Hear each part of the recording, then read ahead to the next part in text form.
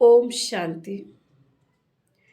आज है 4 नवंबर 2022। बाबा कहते हैं, मीठे बच्चे, बाप का फरमान है, स्वदर्शन चक्र फिराते अपना बुद्धि योग एक बाप से लगाओ, इससे विकर्म विनाश होंगे, सिर पे पापों का बोझा उतर जाएगा। प्रश्न है, इस पुरुषोत्तम संगम युग की विशेषताएं कौन सी हैं? बाबा का उत्तर है, यह संगम युग ही कल्याणकारी युग है। इसमें ही आत्मा और परमात्मा का सच्चा मेला लगता है, जिसे कुंभ का मेला कहते हैं। नंबर 2, इस समय ही तुम सच्चे सच्चे ब्राह्मण बनते हो। नंबर 3, इस संगम पर तुम दुख धाम से सुख धाम में जाते हो, दुखों से छूटते हो। इस समय तुम्हें ज्ञान सागर बाप द्वारा सृष्टि के आदि मध्य अंत का पूरा ज्ञान मिलता है।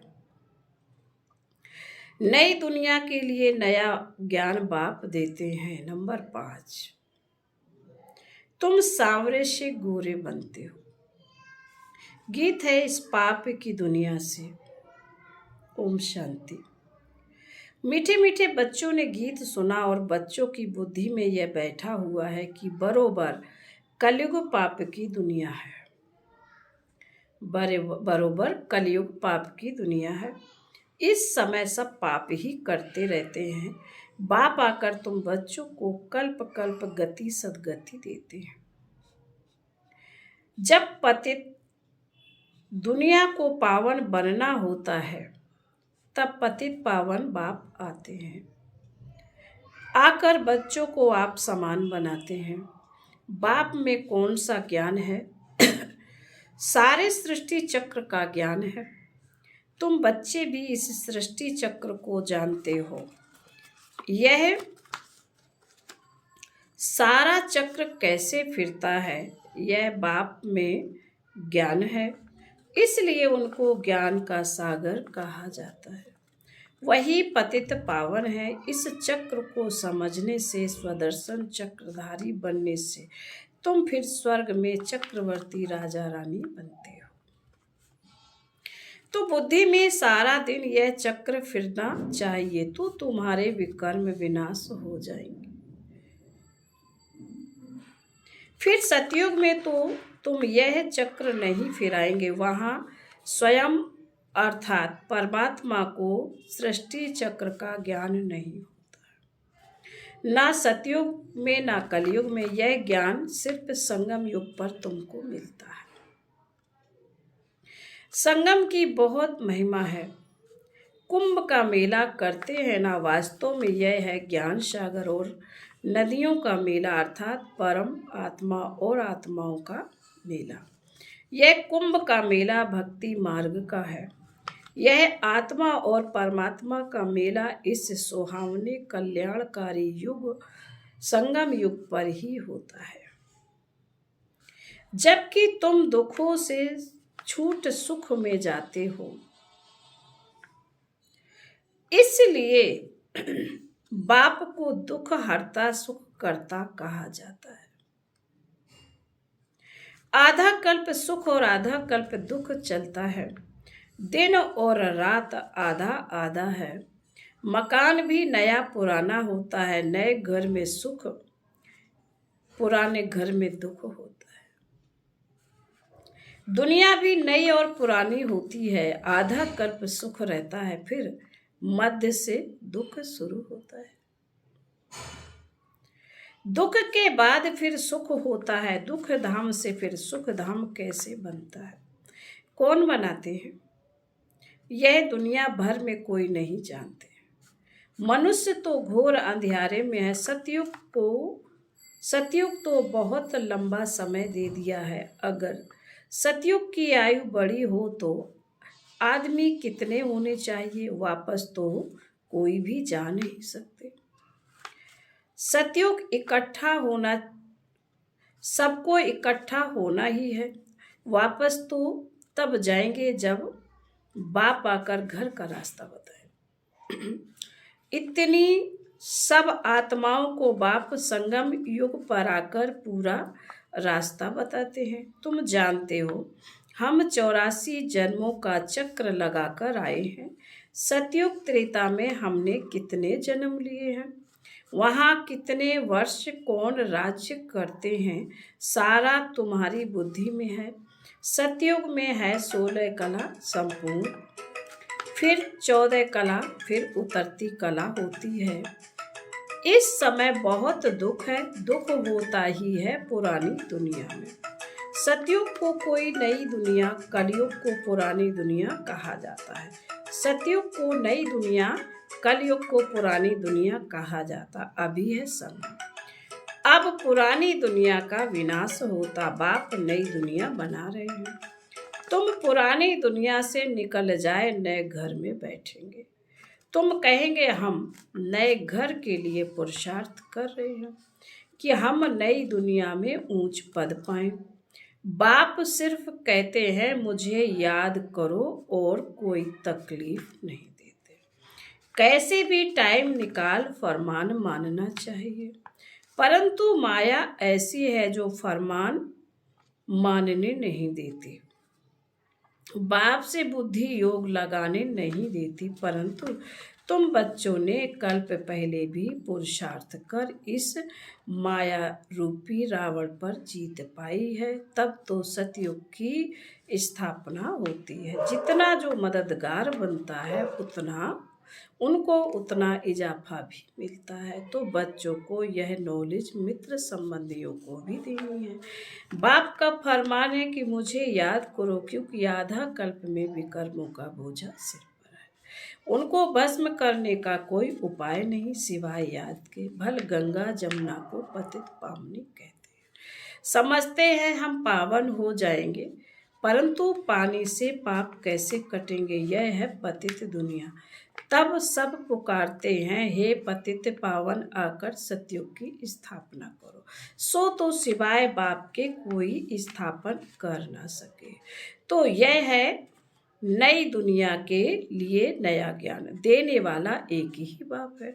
श्री कृष्ण ने ज्ञान नहीं दिया।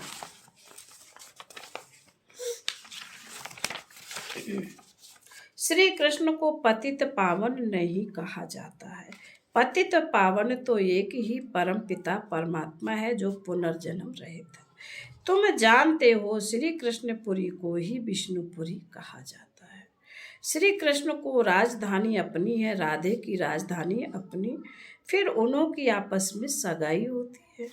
राधे कृष्ण कोई भाई बहन नहीं थे, भाई बहन की आपस में शादी नहीं होती। अब तुम्हारी बुद्धि में यह बातें टपकती रहती हैं।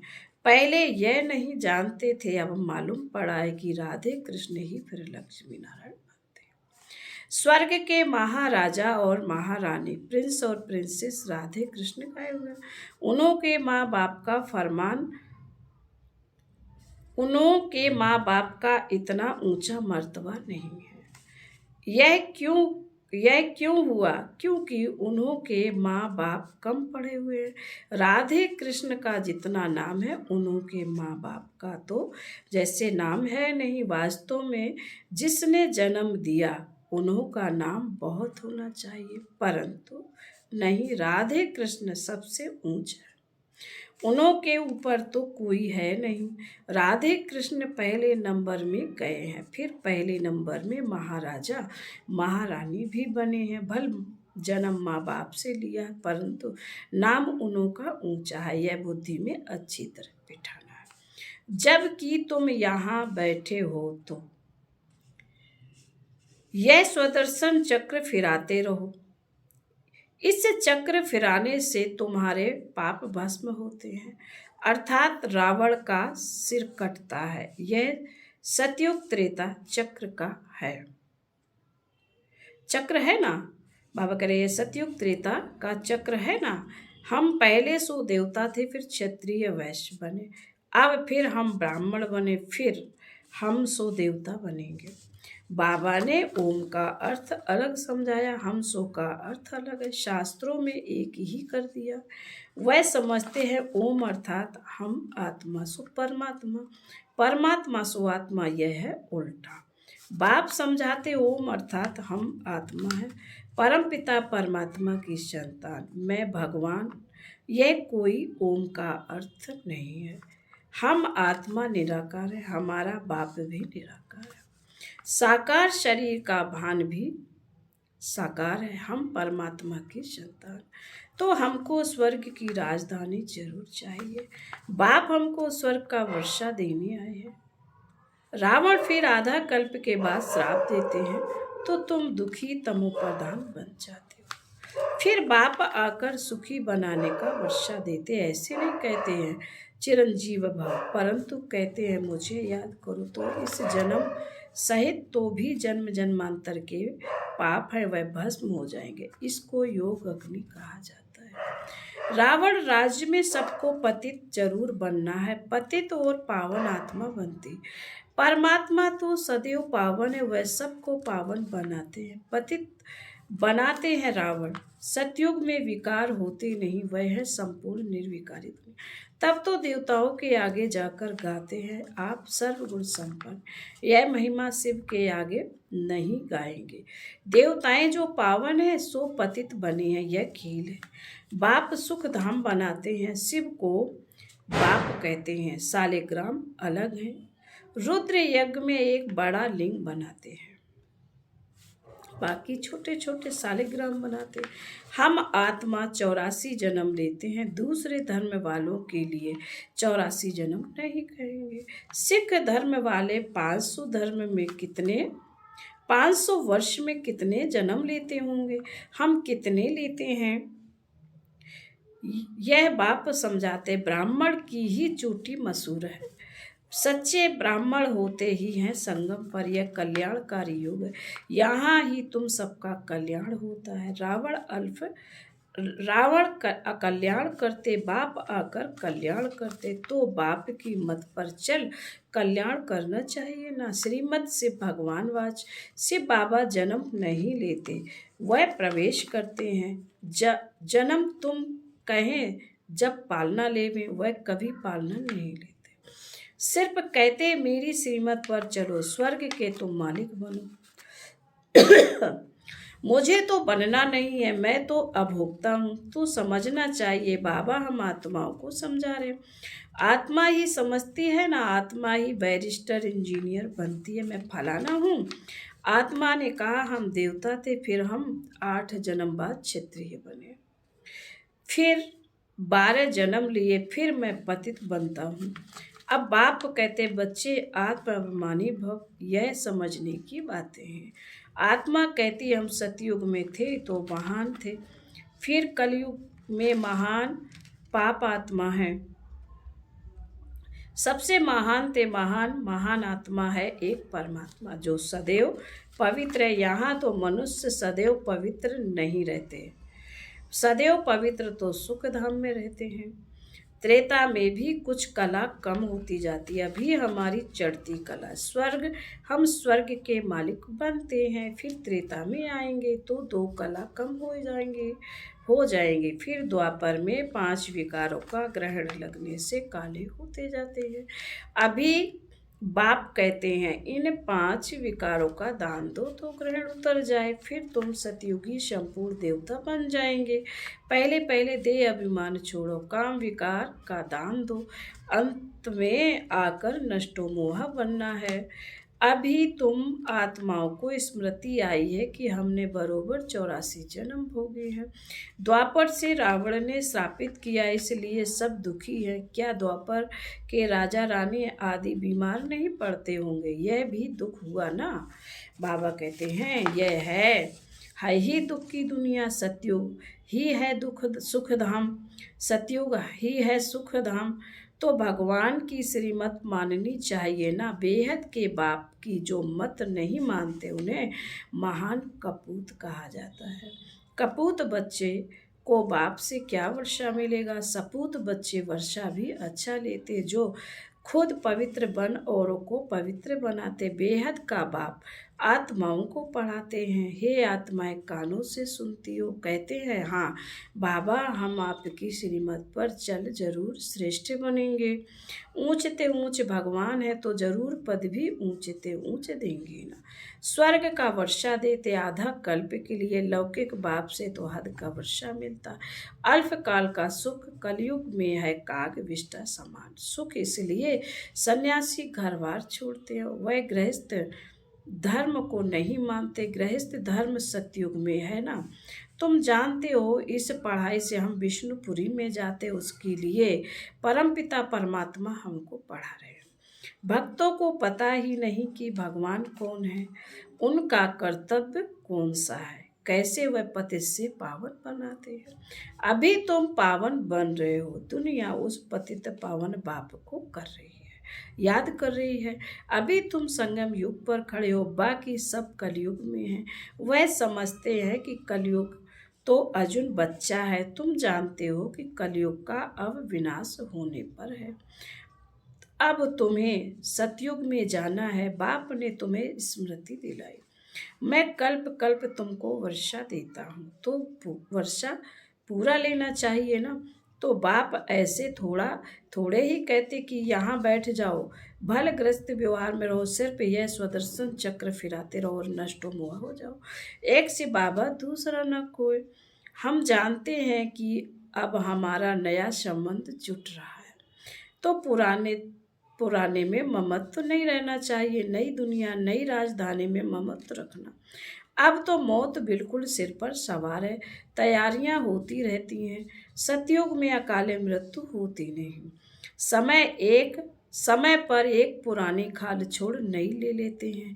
अच्छा, फिर बाबा कहते मीठे मीठे सिकीले दे बच्चों प्रति माता पिता बाप दादा का याद प्यार और गुड मॉर्निंग। रूहानी बाप की रूहानी बच्चों को नमस्ते। हम रूहानी बच्चों की रूहानी माता पिता बाप दादा को याद प्यार गुड मॉर्निंग और नमस्ते नमस्ते नमस्ते। ओम शांति। धारणा के लिए मुख्य है स्वदर्शन चक्र फिराते रहना। स्वदर्शन चक्र फिराते पूरा पूरा नष्टो मोहा बनना। मौत सिर पर है, इसलिए सबसे ममत्व निकाल देना है। नंबर 2, बाप से वर्षा लेने के लिए पूरा श्रीमत पर चलना है। आत्म अभिमानी मन सपूत बच्चा बनना है। वरदान है मन और बुद्धि को सदा सेवा में बिजी रखने वाले निर्विघ्न सेवादारी भाव। जो जितना सेवा का उमंग उत्साह रखते हैं उतना निर्विघ्न रहते, क्योंकि सेवा में बुद्धि बिजी रहती है। खाली रहने से किसी और को आने का चांस है और बिजी रहने में सहज निर्विघ्न बन जाते हैं। मन और बुद्धि को बिजी रखने के लिए उसका टाइम टेबल बनाओ। सेवा व स्वयं के प्रति जो लक्ष्य रखते हो उस लक्ष्य को प्रैक्टिकल में लाने के लिए बीच बीच में अटेंशन जरूर चाहिए। अटेंशन कभी टेंशन में बदली ना हो, जहाँ टेंशन होता है वहाँ मुश्किल हो जाता है। स्लोगन है सेवा से जो दुआएं मिलती हैं वही तंदुरुस्त रहने का साधन है। सेवा से जो दुआएं मिलती हैं वही तंदुरुस्त रहने का साधन है। ओम शांति।